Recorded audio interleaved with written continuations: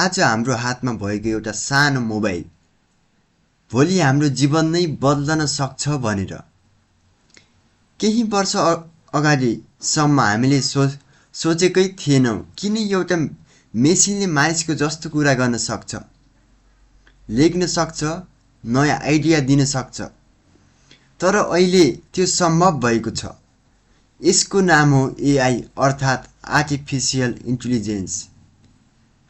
तर अब प्रश्न आउँछ, यो एआईले नेपाल जस्तो देशलाई पनि चेन्ज गर्न सक्छ त? कि यो केवल ठुलो देश र ठुला कम्पनीहरूको लागि मात्र हो? नेपालको कुरा गर्दा हामीसँग धेरै समस्या छ। धेरै युवाहरू पढाइ सकेपछि पनि राम्रो काम खोज्दै विदेश जान्छन्। कोही पैसा कमाउन जान्छन्, कोही आफ्नो परिवारको सपना पूरा गर्न जान्छन्।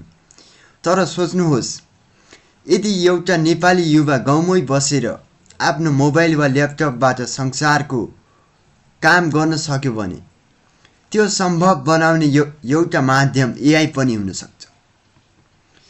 आज एउटा विद्यार्थीहरूलाई कुनै कुरा बुझ्न गाह्रो भयो भने पहिले उसले धेरै ठाउँमा सोध्नु पर्थ्यो। तर अहिले एआईबाट उसले आफ्नो भाषामा आफ्नो तरिकाले सिक्न सक्छ। गाउँमा बसेको बच्चा होस् या सहरको विद्यार्थी, टेक्नोलोजीले सबैलाई अगाडि बढ्ने मौका दिन सक्छ। अब किसानको कुरा गरौँ। नेपालमा धेरै मानिस खेती गर्छन्, तर धेरै पटक किसानले मौसम कस्तो हुन्छ, बारीमा रोग लाग्यो किन लागेन, बजारमा मूल्य कति छ, यसको कुरा समयमा थाहा पाउन गाह्रो हुन्छ।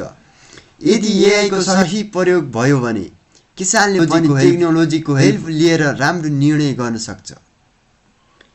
हेल्थको क्षेत्रमा पनि एआईले ठुलो हेल्प गर्न सक्छ। नेपालका धेरै दुर्गम ठाउँमा अझै राम्रो स्वास्थ्य सेवा पुग्न गाह्रो छ। एआईले डाक्टरको ठाउँ लिन राम्रो निर्णय लिन हेल्प गर्न सक्छ।